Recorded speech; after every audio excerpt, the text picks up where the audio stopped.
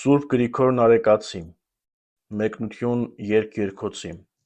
գլուխ 7-րդ։ Պեսան ասում է դուստրերին և թագուհիներին. «Ինչ եք տեսնում սոմնացի կնոջ մեջ, որ եկել է բանակների գնդերի պես»։ 7-րդ գլուխ, առաջին համար։ Այսինքն դուք ինչ կարող եք տեսնել սոմնացի կնոջ գեղեցկությունից, որ բանականների գնդերի պես բարի գործերի արմատիքով է բազմացած։ Բայց ես ձեզ կհայտնեմ, և ապա նշաններ է տալիս պատմելով. բայց հարսին առավել չարության պատճառով Սիդովնացի է կոչում, որովհետև ավելի շատ էին գտնվում կռապաշտության և ամենայն անօրենության մեջ, նմանվելով Սիդովնացիներին։ Որովհետև գեղեցկացավ քո քայլքը կոշիկներով, դուստր Նադաբի։ Տես, որ առաջ Փեսան հարսին Սիդովնացի կոչեց, երբ հրեշտակները առաջ ևս կոչում էին Սիդովնացի, այստեղ Նադաբի դուստր անվանեց, ցույց տալով, թե ինչ պիղծ նախնիների ծնունդներ և դուստրեր դարձան Քրիստոսի ծնունդ, դուստր և հարս, որովհետև այլևս չունեն օձի խայթոցների համար խոցելի մերկ գարշապարներ, այլ արդարության կոշիկներով ամրացած վախ չունեն խայթող օձի թույներից։ Ու նաև մեղքերից լվացված, ինչպես առաքյալների ոտքերը Փրկչի կողմից ջրով և հոգով, որոնք նաև համարձակություն ստացան տրորելու օձերին և կարիճներին և թշնամու ողջ զորությունը։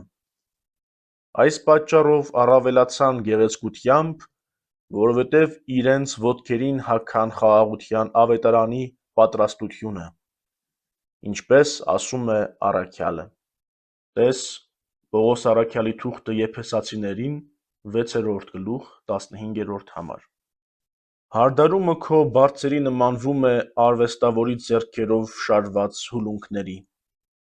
Արդ, ինչպես որ ոտքերն ապահովվեցին խայթողից և այնպես գեղեցկացան կոշիկներով, նույնպես և գլուխը բարձրացավ կործանումից, որ երկրին էր կցվել, դրախտի բարձրությունից ընկնելով։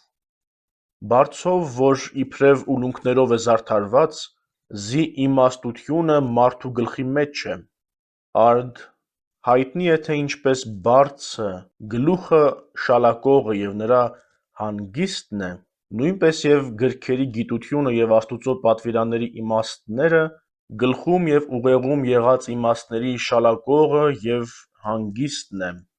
որովհետև նրա մեջ են հանգչում խելքի ալեկոծությամբ ծփացող հույզերը, ասես բարձին կրթնած, և թույլ չեն տալիս վայրաքնին ալիքների վրա անիմաստ ծփալ։ Սրա համար ասաց, քո բարձերի հարդարումը նմանվում է արվեստավորի ձեռքերով շարված ուլունքների։ Քանզի ինչպես որ շարված ուլունքն իր մեջ ամփոփում է գեղեցիկ մարգարիտների պես զանազանությունը, նույնպես և մարգարեական գրքերից, օրենքներից, առաքյալների, վարդապետների, մարտիրոսների գործերից, ճգնավորների սխրական մարտերից և նույն ավետարանական հրամաններից և ավետումներից կազմված գրոց գիտությունը, որպես բարձ, դրված է մտքի տակ և թույլ չի տալիս գահավիժել երկիր, որովհետև ինչպես առանց բարձի գլուխը գետնի վրա է, նույնպես և երկիր ասելով պետք է հասկանալ հերձվածողների մոլար գիտության թյուր վարդապետությունը,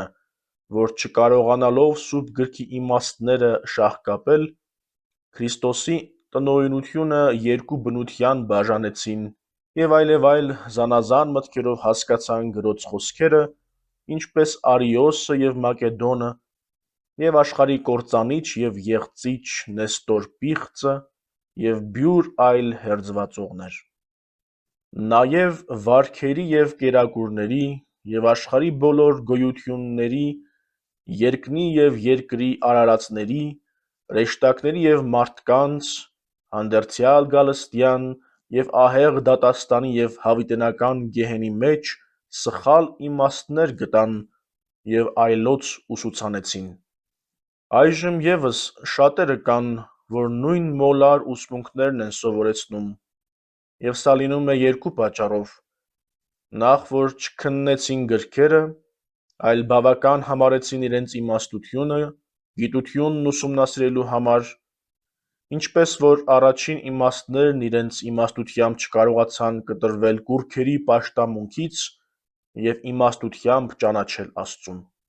Ինչպես առաքյալն է բողոքում. եթե կամենային իմաստությամբ քննել, արարածների մեջ իսկ կարելի էր գտնել Արարչին։ Իմանալով արարածների անկայուն, տկար և փոփոխական բնությունը, կարելի էր հետևեցնել,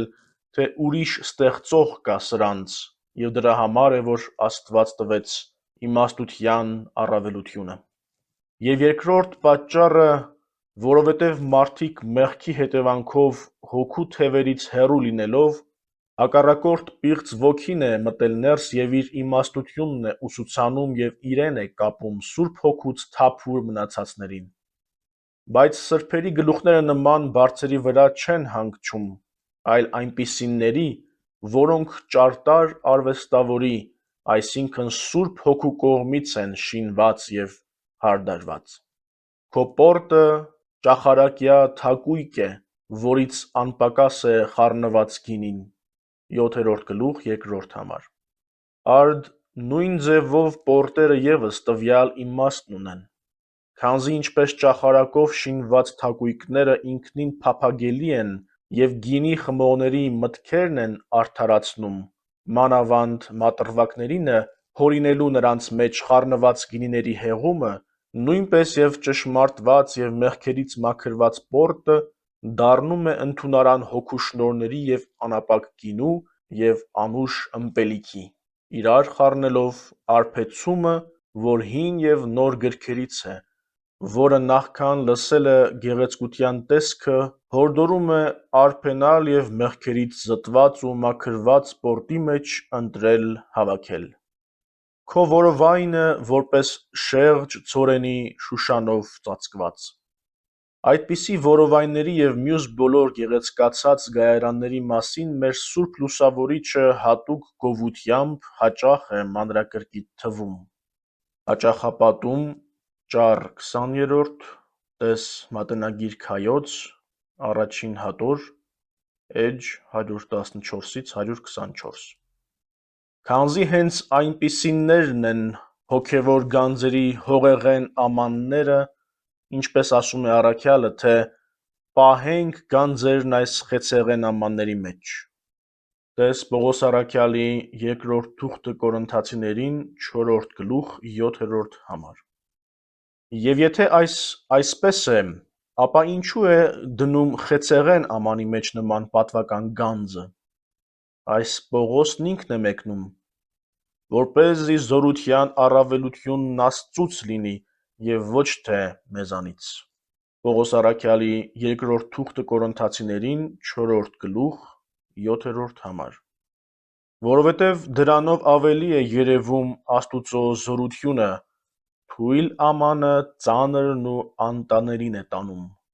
ինչպես արարածներից ևս երևում է, որովհետև երկինքը և երկիրը տկարի վրա է դրված և հաստատված, բայց ամբողջը պահում է անսասան։ Նաև աստվածածնի տկար բնությունը աման և կրող եղավ Աստուծո անտանելի բանի բնության, խառնված մարմնին, որ իրենից էր։ Նույնպես և տկար մարդիկ, Հոգու շնորհներն ընկալելով իրենց որովայնի մեջ, իրար վրա դիզելով, իբրև ցորենի շեղջ, վարդապետության ատամներով աղացվելով, հաց են դառնում ի կերակուր այդ հոգևոր կերակուրներին քաղցյալների և կարոտյալների և ծածկված շուշաններով։ Հրաշագույն շուշանների պես հրավիրում են հրեշտակներին տեսության գալու, ինչպես առաջ դուստրերն ու թագուհիներն ասացին, թե «Դարձի՛ր և տեսնենք քեզ»։ Քո երկու ստինգները որպես երկվորյակ ուլերն այծյանի (7-րդ գլուխ 3-րդ համար)։ Արդ երկու տեսակ բան կա մարդու մեջ, ինչպես ասում է աստվածաբանը. հոգի և միտք։ Եվ նրանք երկուսն էլ հարաբերվում են սրտին, ուր ստինգներն են։ Այդ պատճառով էլ նրա մերձաբնակներին ստինգներ է անվանում։ Ու նաև ինչպես ստինգը կաթնաման է և կենսատու կերակուր մանուկներին, նույնպես և միտքն ու հոգին արթուն, լուսավոր և սրահայաց են, ինչպես այծյամը, աստվածային հեռավորները որպես մերձավորներ տեսնելով, անձանց անսխալ ճանապարհ են ցույց տալիս և իրենց հետևից գնացողներին անօրոգայթ են պահում որսորդներից և կերակրում են մեղքերից մաքրվածներին, ինչպես ստինգները մանուկներին։ Քո աչքերը որպես ծովակն Եսեբոնի, դռների մոտ բազում դուստրերի։ 7-րդ գլուխ 4-րդ համար։ Եսեբոն քաղաքի վերաբերյալ տես բառարան Սուրբ գրոց, Կոստանդնուպոլիս, 1881 թվական, էջ 173։ Այն աշխարհը լինելով չափազանց հեռավոր, ոչ ոք տեղեկություն չի տալիս նրա մասին, բայց ես այսպես եմ հասկանում, որ բարձրագույն է երկիրն այն և ստորին մասում ունի հանդիպահայաց մեծ ծովակ։ Այսպես էլ եկեղեցի հարսի աչքերը հոգու մեծությամբ մեծացած, ակնդետ նայում են երկնքի դռներին, ուր բնակվում են հրեշտակների բազմության դուստրերը, չշեղվելով աջ կամ ձախ, և անհագ նայվածքով սպասում են երկնքի թագավորին, որ արժանանան մտնելու դռներից այնտեղ, ուր այն քաղաքի դուստրերն են բնակվում։ Ռունգերը քո իբրև աշտարակը Լիբանանի, որ դիտում է իդեմս Դամասկոսի։ Քանզի ինչպես որ Լիբանանի աշտարակը վայելուչ նայվածք ունի դեպի Դամասկոս, այնպես էլ քո ռունգերը փափագում են վայելուչ նայվածքով հոտոտել մաքուր յուղի բույրի անուշությունը, որ վերին Դամասկոսից է, այսինքն երկնի քաղաքից։ Մի կողմ եմ թողնում Պողոսին, որ երրորդության մասին առաջին պատվական գիտությունն այնտեղ ստացավ Դամասկոսին մերձենալու ժամանակ և Դամասկոսցի Անանիայից բժշկեց իր աչքերի մթագնումը նրա ձեռնադրությամբ։ Տես Գործք առաքելոց գլուխ 9։ Եվ այդ սխրալի և հիանալի հոտը հոտոտեց և հոտոտեցրեց բոլոր հեթանոսներին, և այդ բույրը հոտոտած ռունգերը չհագեցան, այլ զմայլվեցին ինչպես պատվական գինուց արփածները, որ գիտակից ուղեղն անուշացնում է ցանկալի և հրեշտակային քնով և հանգչեցնում է մեղքերից ուժատներին։ Քո գլխի հյուսքերը իբրև ծիրանի, իբրև թագավորի թագ գլխին հրապարակում ընթանալիս։ 7-րդ գլուխ 5-րդ համար։ Ինչպես որ ծիրանիները թագավորների վայելուչ սեփականությունն են, և միայն թագավորն իշխանություն ունի զարդարվելու ծիրանիներով, նույնպես և այն գլուխները, որոնք մազեր և զարդ և երկնավոր փեսայի փառքն ունեն, վայելչացած են մաքրությամբ ծիրանի հագուստների նման և թագավորների գլխին դրված թագի պես, երբ նրանք զորքերի միջով ընթանում են հրապարակով։ Արդ գուցե մեկը հարցնի, թե ինչու պսակները նահատակների գլխավոր պարգևներն են, որ օրինակ բազում սրբերին երևաց, ինչպես 40 մանուկներին, ղևոնդյաններին և բազում այլոց։ Եվ թագավորների գլխին է դրվում, քանզի մարդու զգայարաններից ամենից պատվականը գլուխն է, ուր ուղեղն է զետեղված, որտեղից խելքի իմաստությունն է և կյանքի սկզբնավորությունը, որտեղ և լուսատես աչքն է, հիմքի և հոտոտելիքի կազմը և ականջների լսելիությունը, և բերանը, որ կերակրով և ըմպելիքով պահում է կենդանությունը և խելքի ու սրտի զգացումները խոսքերով արտահայտում է լսողներին։ Արդ այն պատճառով է պսակում նրան, որ ճիշտ է ուղղորդում անձն ու խելքը, գործերը, խոսքերը, առաքինությունները, սրբությունը, սերը և ողորմությունը և սրանց նման աստվածահաճո խորհուրդները և գործերը։ Արդ գլուխը պարփակելով պսակում է թագով, որ պատճառն ու խրատատուն է բոլոր բարիքների և գլխի պսակմամբ ցուցադրում է պարգևներով պարփակված ամբողջ անձը։ Թագը գլխին դրված։ Սրանով ցույց է տալիս Աստուծո անճարելի լուսավորությունը և զորությունը, ագուցված գլխի վրա, որ առիթն է այսքան բարի խորհուրդների և օգտավետ ուսմանց,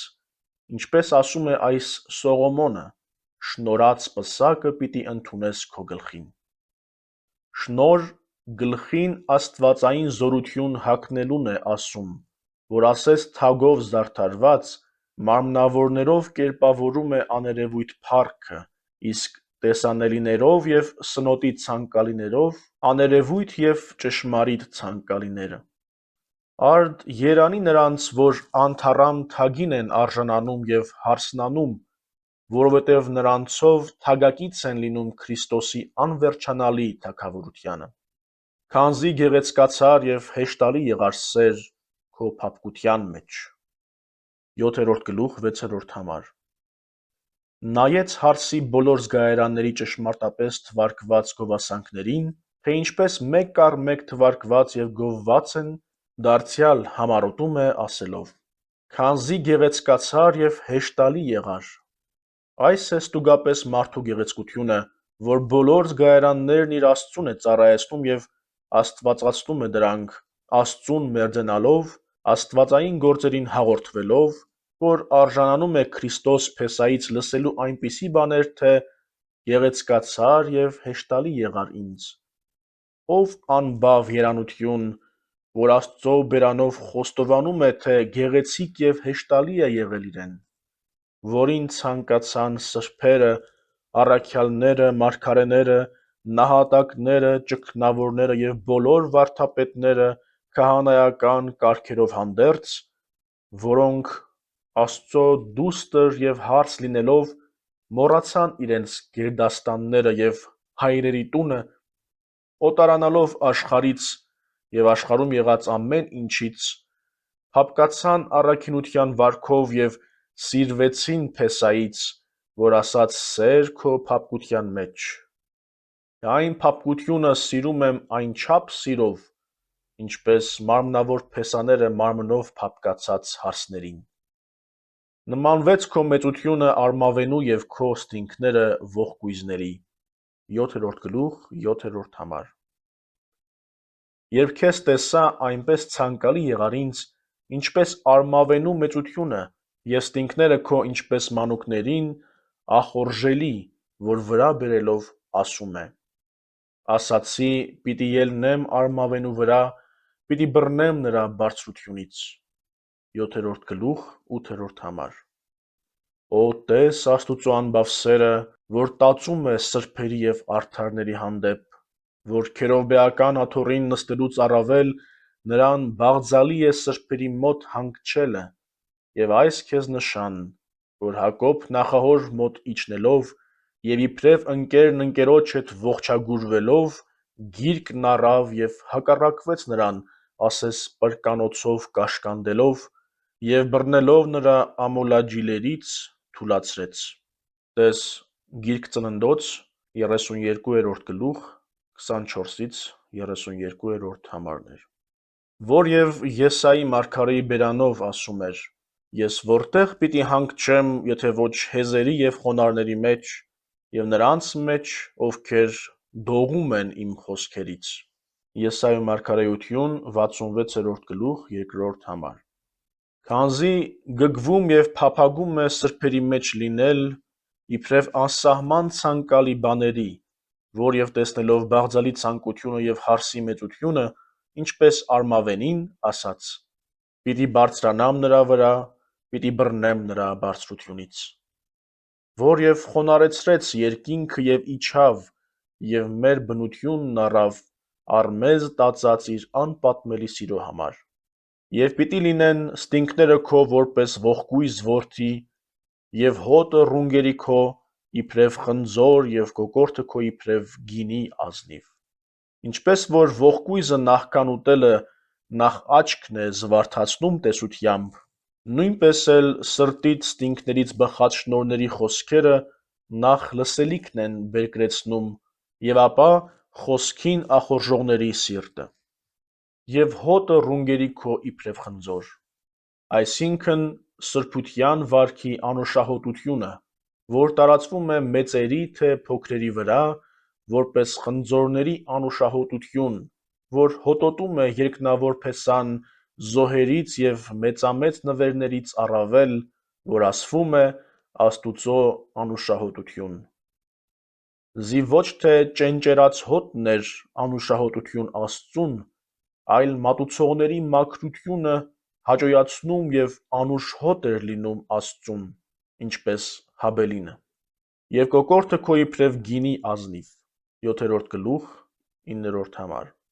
Քանզի ինչպես գինին ուրախարար է խմողների համար, նույնպես էլ սրբերի և անարատների երգը և նրանց կոկորդների խոսքերը ուրախացնում են երկնավոր փեսային առավել, քան հրեշտակների սրբասացության երգերը։ Քանզի նրանք կարողությամբ և անմեղությամբ են նրա փառաբանիչները, որը զարմանալի չէ, բայց երբ ախտով և կարիքներով պատված հողազանգված մարդը կարողանում է նմանվել կրքից զերծ և անկարիք եղողներին, շատ սքանչելի է և արժանի սերովբեների կոկորդն առնելու և նրանց երգելիքը երգելու։ Եվ այս ինչպես կարող է չուրախացնել Փեսային, երբ դուստրերը և թագուհիները սքանչանում են գեղատեսիլ սոմնացիով, որ հարսն է, ասելով. «Դարձի՛ր, դարձի՛ր սոմնացիդ, և տեսնենք նոր և չքնաղ տեսքը քո»։ Եվ Փեսան իր վրա առնելով հրեշտակների, այսինքն դուստրերի և թագուհիների կոչը, պատասխանեց և ասաց. «Ի՞նչ եք տեսնում այդ սոմնացու մեջ, որովհետև թե որքան է սխրալի, չեք կարող տեսնել այն, եթե ոչ ինձնով, որ կարող եմ հրապարակատես անել մարդկանց ծածուկ առաքինությունները»։ Եվ ապա մեկ առ մեկ թվելով զգայարանների հրաշալիքները, նրանց պատմեց հարսի գեղեցկությունը։ Հարսն էլ դուստրերի և թագուհիների երեսին ասում է. «Եղբորորդուս հետ գնացի իմ ուղին, բավականացա իմ շրթունքներով և ատամներով»։ Այսինքն, թե այն պատճառով ձեզ սքանչելի թվացի, որ հրաժարվելով նախահորս աշխարհական, մեղսասեր, օձապատիր խաբեությունից, ուղիղ վարքով քայլեցի եղբորորդուս հետ, որ իմ բնությունը հագավ և իմով հաղթեց և ինձ ուղղություն ցույց տվեց, նախ ինքն անելով և ապա ինձ ուսուցանելով, ինչպես ասում է Ղուկաս ավետարանիչն իր 2-րդ գրվածքում, որտեղ Հիսուս սկսեց գործել և ապա ուսուցանել։ Գործք Առաքելոց 1 գլուխ 1 համար։ Քանզի նրա համար մարդ եղավ, որ նախ ինքն անի այն ամենը, որ վարդապետեց, և գործերով ուսուցանի հեզություն և խոնարհություն, ինչպես ինքը Տերն ասաց, թե «Ուսանեք ինձնից, որովհետև հեզ եմ և խոնարհ սրտով, և պիտի հանգստություն գտնեն ձեր անձերը»։ Մատթեոսի ավետարան 11-րդ գլուխ 29-րդ համար։ Նույնպես և քաղցրությունը, երբ աստվածային երեսին ապտակ զարկողին ասաց. «Եթե չար բան խոսեցի, վկայիր չարը, իսկ եթե բարի խոսեցի, ինչու ես զարկում ինձ»։ Հովհաննեսի ավետարան 18-րդ գլուխ 23-րդ համար։ Եվ երբ իրեն դիվահար կոչեցին, դարձյալ չընդդիմացավ, այլ քաղցրությամբ ասաց. «Իմ մեջ դև չկա»։ Հովհաննեսի ավետարան 8-րդ գլուխ 49-րդ համար։ Նույնպես անօխակալությունը, որ աղոթում էր խաչ հանողների համար. «Հայր, ներիր նրանց, զի չգիտեն, թե ինչ են գործում»։ Ղուկասի ավետարան 23-րդ գլուխ 34-րդ համար։ Նույն կերպ իր հոգնածությունը էշով անցկացրեց և առանց գոռոզանալու էշի վրա նստեց։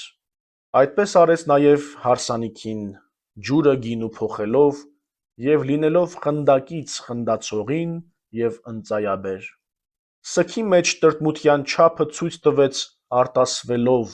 և իր տրտմելով սովորեցրեց մեզ սգակից լինել եղբորը։ Եվ կերակուրների չափը գարեղեն նկանակով և ձկնով վճարելով հոտերի վրա բազմելով ցույց տվեց անօթևան մնալն ու չափավոր տուրք վճարելը։ (տես Մատթեոսի ավետարան 13-րդ գլուխ, Մարկոսի ավետարան 8-րդ գլուխ, Ղուկասի ավետարան 9-րդ գլուխ)։ Եվ այն ամենը, ինչը կարիք ունի ուսման, նախ ինքն իր անձի վրա կրեց և ցույց տվեց մեզ նույն ճանապարհը։ Սրա համար էլ հարցն ասում է. «Եղբորորդուս հետ գնացի իմ ուղին», այսինքն նրա հետ գնացի բոլոր ուղղություններով, որ նա գնաց երկրի վրա, և նրան նմանվեցի, ինչպես ընտիր անոթ Պողոսն էր ասում. «Դուք ինձ նմանվեք, ինչպես ես Քրիստոսին»։ Պողոս առաքյալի առաջին թուղթը Կորինթացիներին 11-րդ գլուխ առաջին համար։ Եվ որտեղից տրվեց այն չափ զորություն հարսին Քրիստոսի ուղեկցության ուղղությունը։ Քրիստոսի մարմնի և արյան հաղորդության մեծ խորհրդից, որ մեզ տվեց զորանալու համար և բավական համարեց շրթունքներով ըմպելու և ատամներով մանրելու այն, որին դուք հրեշտակներդ, դուստրերդ և թագուհիներդ ի զորու չէիք տեսնելու,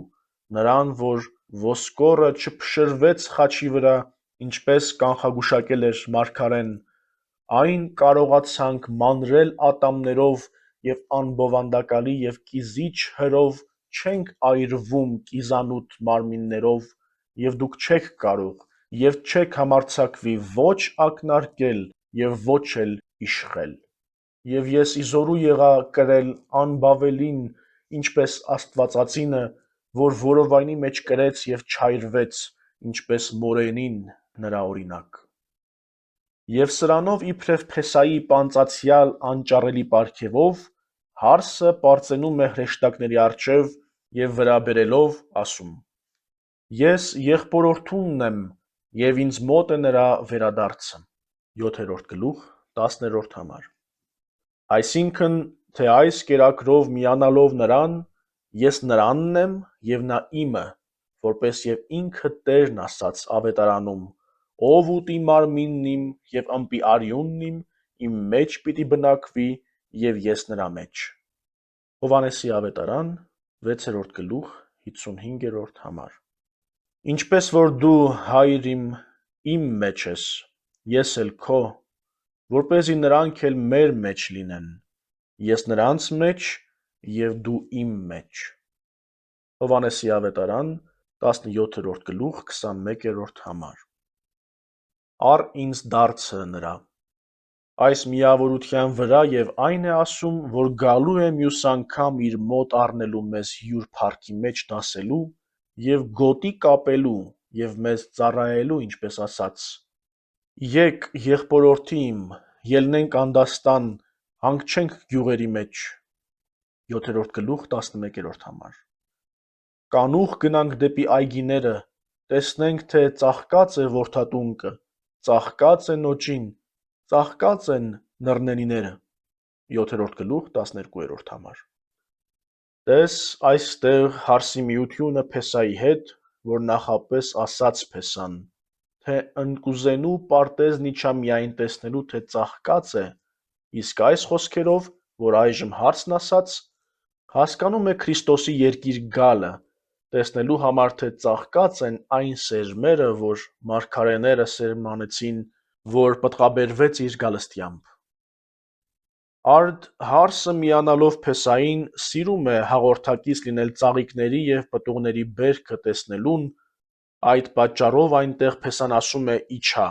քանզի երկնքից իջա, և այստեղ հարսն ասում է գնանք, քանզի երկրի վրա լինելով հարսը սիրում է շրջել փեսայի հետ, որ երկրի վրա երևաց և մարդկանց հետ շրջեց։ Բարուքի գիրք 3-րդ գլուխ 38-րդ համար։ Ինչպես և ասաց, թե կան նաև իմ այլ ոչխարները, որոնք այս գավթից չեն, նրանց նույնպես պետք է ես այստեղ բերեմ, որ իմ ձայնը լսեն և լինեն մեկ հոտ և մեկ հովիվ։ Հովհաննեսի ավետարան 10-րդ գլուխ 16-րդ համար։ Որ և շրջեց իսկ հարսի հետ, այսինքն առաքյալների հետ, ոչ միայն Հրեաստանում, այլև հեթանոսների երկրում, այսինքն այնտեղ, ուր Սամարացին է, Փյունիկ Ասորին և ուրիշ շատերը։ Նաև համբառնալուց հետո առաքյալների և նրանց աշակերտների, վարդապետների և մարտիրոսների հետ շրջեց քարոզելու և տեսնելու համար հավատող խոսքի ծաղիկը և պտուղը։ Եվ այս մասին է վկայում տերունական խոստումը, թե ձեզ հետ եմ ամեն օր մինչև աշխարհի վերջը։ Մատթեոսի ավետարան 28-րդ գլուխ 20-րդ համար։ Արդ առաքյալները չհասան աշխարհի վախճանին, ապա ուրեմն պարզ է, թե մինչև այժմ բոլոր հավատացյալների հետ է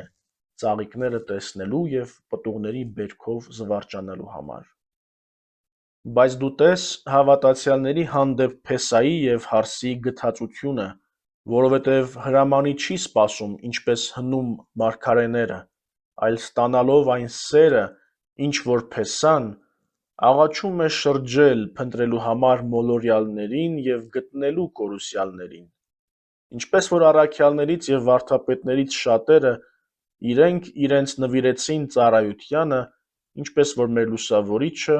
որ կնոջն ու զավակներին թողնելով կամովին եկավ Տրդատի մոտ և աղաչում էր Աստծուն բոլոր մարդկանց դարձի համար, ինչպես որ իր աղոթքների մեջ կան պես պաղատագին խնդրանքներ, որ այստեղ բոլորը երկրորդելու հարկ չկա։ Տես Ագաթանգեղոս, էջ 117-118 և 224, գլուխ 20։ Տես ասաց որդատունկ Նոճի և Նռնենի, քանզի նրանք, որ հավատքի եկան և հարսնացան Քրիստոսին, ոմանք ունեն պտուղ, սակայն ոչ գիտությամբ, ինչպես հարյուրապետը և Կոռնելիոսը, նաև հենց Պողոսը, ով ըստ օրենքների արդարության եղավ անարատ, իսկ ոմանք հենց անպտուղ էին, ինչպես Ոնեսիմոսը, որ Նոճի էր, իսկ այլք ողկույզ և նուռ, սակայն աստվածգիտության մեջ անկատար։ Մանրագորները տվեցին հոտն իրենց և դռների առջև ամենայն պտուղներից, հին թե նոր, որ մայրս ինձ տվեց, պահեցի քեզ, եղբորորդի իմ։ 7-րդ գլուխ 13-րդ համար։ Մանրագորները տվեցին հոտն իրենց։ Արդ մինչև այժմ թվածներիս բերումով այս առավել մեկնության կարիք չունի, սակայն համառոտն այս է, թե գոհանում են հավատացյալների բերքերով, որ առաքյալները և նրանցից հետո անհամար վարդապետները քարոզությամբ բյուրավոր զանազան առաքինություններով հաճոյացան Աստծուն։ Ոմանք վկայությամբ արյան, ոմանք ճգնավորական կյանքով, ոմանք կուսությամբ, ոմանք առաջնորդական և քահանայական վերակացությամբ, ոմանք աղքատությամբ և հիվանդությամբ,